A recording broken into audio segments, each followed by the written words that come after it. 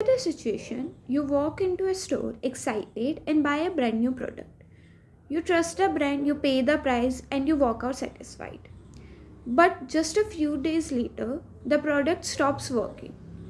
You go back to the seller, and suddenly the tone changes. No return, no refund, not our responsibility.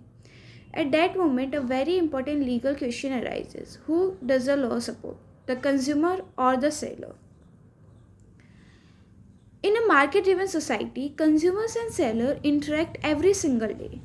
While sellers aim to profit, consumers seeks value, quality, and fairness. The law steps in not to favor one blindly, but to maintain balance by protecting those who are more vulnerable. And in most cases, that is a consumer. Now, who is a consumer? Legally speaking, a consumer is someone who buys goods or services for personal use. If you purchase a phone for yourself, a coaching service for education, or a delivery service for convenience, you are a consumer under the Consumer Protection Act 2019. However, if you buy something for resale or business profit, consumer law usually steps back because a law protects use, not threat. Now, who's a sailor? A sailor, on the other hand, is not merely a wrongdoer waiting to be punished. Sailors invest money, takes risk, and run businesses. They have the right to receive payment, to set reasonable policies, and most importantly, to protect themselves from false or exaggerated claims. Consumer law is not meant to destroy sailors, it is meant to regulate fairness. Now, consumer rights. The consumer is given strong protection because of unequal bargaining power.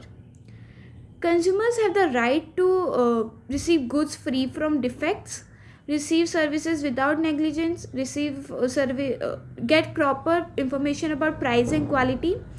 These rights exist because once money is paid, the consumer often has less control than the seller. Coming to the seller rights, but consumer rights are not limited. If a consumer damages a product, personally misuses return policies, or files complaints only to harass the seller, the law allows sellers to defend themselves. Justice is not about emotion, it is about proof. Now, the big question: who wins legally? The law generally leans toward consumers because consumers are the weaker party. Sellers have better resources, and public interest lies in fair trade.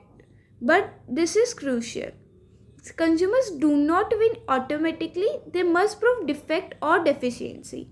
Coming to the case laws, when consumer won, Lucknow Development Authority versus M.K. Gupta 1994.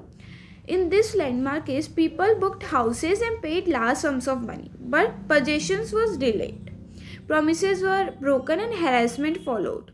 The question before the Supreme Court was very simple: can such delay be treated as a legal wrong? The court said yes. It held that delay and poor service amount to deficiency services, and compensation can include mental agony. This case strengthened consumer confidence across India. Now, another case law, Ghaziabad Development Authority versus Balbir Singh 2004.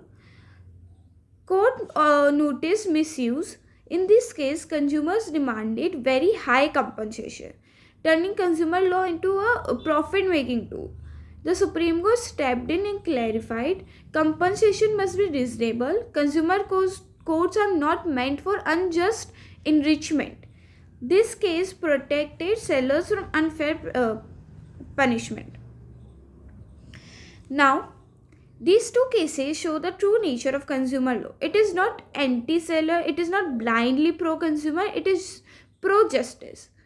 So when consumer rights clash with seller rights, the law does not ask who is richer or louder, it asks one simple question: was there unfairness and can it be proved? That is how justice is decided. Consumer law is not about choosing sides, it is about choosing fairness.